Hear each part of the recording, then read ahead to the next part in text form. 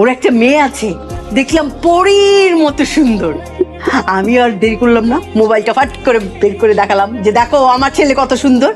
বাস কথাবার্তা ফাইনাল, আগামী শুক্রবার তোদের দুইজনের এনগেজমেন্ট। আগামী শুক্রবার আমার এঙ্গেজমেন্ট? হ্যাঁ। তুমি আমার সাথে কথা না বলে তুমি আমার এঙ্গেজমেন্ট ঠিক করেছো? তোর সাথে কথা বলতে হবে কেন? আমার পছন্দ কি খারাপ? তোমার পছন্দ খারাপ কি খারাপ না সেটা নিয়ে প্রশ্ন ওঠেনি। আমার একটা পছন্দ থাকতে পারে, আমাকে একটা বার জিজ্ঞেস করেছো?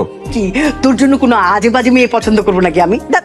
না না না, ও কিন্তু তা বলেনি। মানে আমি বলছি কি, মানুষের পছন্দ তো সব একরকম না, এক একজনের রুচি কিন্তু এক এক রকমের, বুঝতে পেরেছো? You just shut up!